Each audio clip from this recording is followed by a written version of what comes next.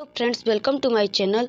आज के इस वीडियो में हम हिंदी काव्य के टॉप 10 बहुविकल्पी प्रश्नों के बारे में बताएंगे। तो देखिए फ्रेंड्स, एनसीईआरटी बेस्ड पे आधारित बहुत ही इम्पॉर्टेंट क्वेश्चन है।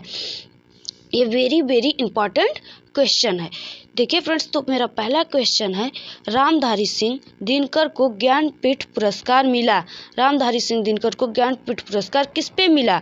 यहाँ पे ऑप्शन दे रखा है, कुरुक्षेत्र, ओंकार, उर्वशी और रश्मिरथी।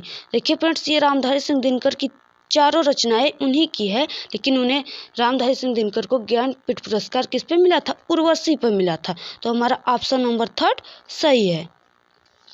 फिर उसके बाद फ्रेंड्स, हमारा सेकेंड नंबर है, तार सप्तक का प्रकाशन वर्ष हुआ था। तो तार सप्तक का देखिए फ्रेंड्स, ये बहुत ही कंफ्यूजन क्वेश्चन है और ये बहुत ही इम्पॉर्टेंट है। तो देखिए फ्रेंड्स, इसका जो तार सप्तक का प्रकाशन वर्ष ये पूछ रखा है। तो पहला हमारा दे रखा है 1991 ईस्वी, और दूसरा 1968 ईस्वी, तीसरा 1936 ईस्वी और 1943। तो यहाँ पे हमारा 1943 4 सही है। देखिए फ्रेंड्स, यहाँ पे हमारा 4 वाला नंबर सही है। फिर उसके बाद फ्रेंड्स, हमारा थर्ड क्वेश्चन है, तार सप्तक के संपादक हैं।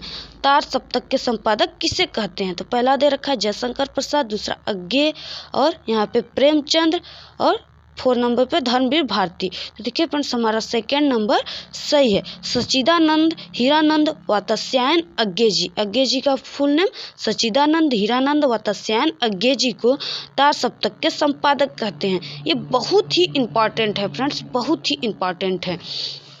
फिर उसके बाद है फ्रेंड्स, हमारा अगला क्वेश्चन है, रीति मुक्त काव्य धारा के कवि हैं।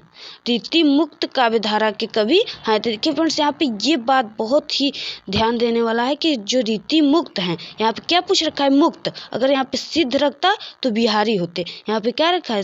रीति मुक्त। देखिए फ्रेंड्स, हमारा पहला दे रखा है घनानंद, बिहारी, सेनापति और जयशंकर प्रसाद। तो यहाँ पे हमारा ऑप्शन नंबर 1 सही है। अगर यहाँ पे रीति सिद्ध या रीति बद्ध दे देता फ्रेंड्स, तो यहाँ पे हमारे बिहारी जी रहते हैं, लेकिन यहाँ पे क्या दे रखा है? रीति मुक्त। ये बहुत ही कंफ्यूजन क्वेश्चन है फ्रेंड्स, और ये बहुत ही इंपॉर्टेंट है।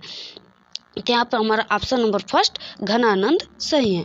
फिर उसके बाद फ्रेंड्स, हमारा अगला क्वेश्चन है, कामयानी महाकाव्य में सर्गों की संख्या है। तो यहाँ पे आप जानेंगे पहले कामयानी किसका है?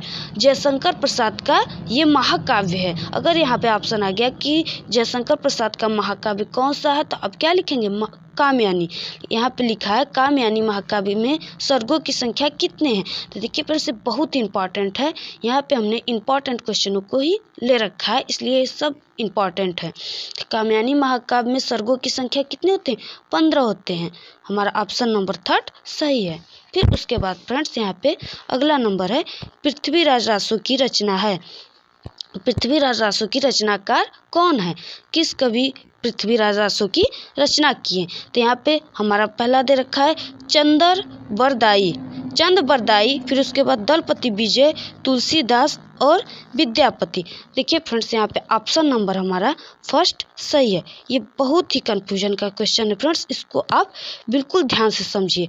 आप इसको ध्यान से समझे रहेंगे तो अच्छे से लिख पाएंगे फ्रेंड्स।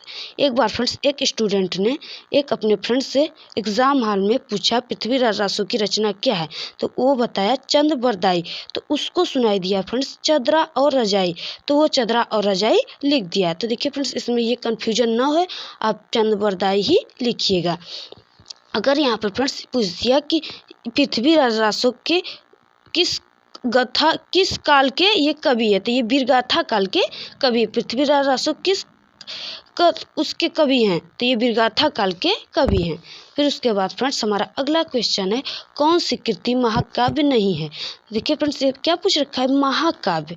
तो महाकाव्य पूछ रखा है। देखिए फ्रेंड्स, से कट गया, ऐसे रहेगा, महाकाव्य है। तो रामचरितमानस नहीं है। देखिए फ्रेंड्स, यहाँ पे ये क्या दे रखा है? नहीं है। इसको बिल्कुल ध्यान दीजिए, यहाँ पे नहीं है पूछा है। तो रामचरितमानस, और यहाँ पे साकेत, यामा कामयानी। तो देखिए फ्रेंड्स, रामचरितमानस तुलसीदास जी का महाकाव्य और साकेत मैथिली शरण गुप्त जो राष्ट्रीय कवि है उनका महाकाव्य है और कामयानी जयशंकर प्रसाद जी का महाकाव्य है। लेकिन यहाँ पे जो फ्रेंड्स यामा दिया है वो महादेवी वर्मा का है, ये महाकाव्य नहीं है। तो इसमें क्या पूछ रखा है, कौन सी कृति महाकाव्य नहीं है, तो यामा हमारा महाकाव्य नहीं है। ये किसकी है, महादेवी वर्मा जी को। देखिए फ्रेंड्स, महादेवी वर्मा जी को हिंदी के आधुनिक मीरा भी कहा जाता है। अगला क्वेश्चन है फ्रेंड्स हमारा, कठिन काव्य का प्रेत कहा जाता है। देखिए फ्रेंड्स, ये बहुत ही इंपॉर्टेंट है, कठिन काव्य का प्रेत किसे कहा जाता है। तो पहला दे रखा है भूषण, केशवदास, बिहारी और घनानंद। देखिए फ्रेंड्स, यहाँ पे जो हमारा ऑप्शन नंबर सेकंड है वो सही है, केशवदास को कठिन काव्य का प्रेत कहते हैं। फिर उसके बाद फ्रेंड्स यहाँ पे हमारा दे रखा है बिसल देवरासु के रचयिता हैं। तो बिसल देवरासु के रचयिता कौन है, ये बिसल देवरासु भी किसके हैं, बिरगाथा काल के कवि है। बिरगाथा काल को सिंगार काल भी कहते हैं। तो यहाँ पे बिरगाथा काल के कवि बिसल देवरासु के रचयिता कौन है पूछ रखा है। तो पहला ऑप्शन दिया है देवसेन और नरपतिनाल, विजयसेन और पृथ्वीराज रासो। तो यहाँ पे हमारा ऑप्शन नंबर सेकंड सही है, नरपतिनाल बिसल देवरासु की रचयिता है।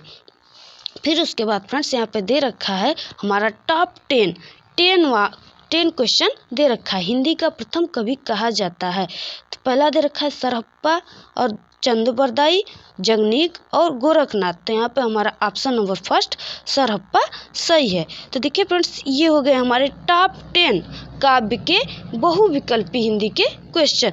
अगर फ्रेंड्स आपको गद्य के टॉप 10 क्वेश्चन को पढ़ना है फ्रेंड्स, तो आप हमारे चैनल अपना विद्यालय पर अपलोड किया गया है, जाकर वहाँ से देख लीजिए। देखिए फ्रेंड्स, ये आपको वीडियो कैसा लगा, अगर वीडियो पसंद आए तो वीडियो को लाइक करें और हमारे चैनल को सब्सक्राइब करें और हाँ, कमेंट करना ना भूलें। Thank you.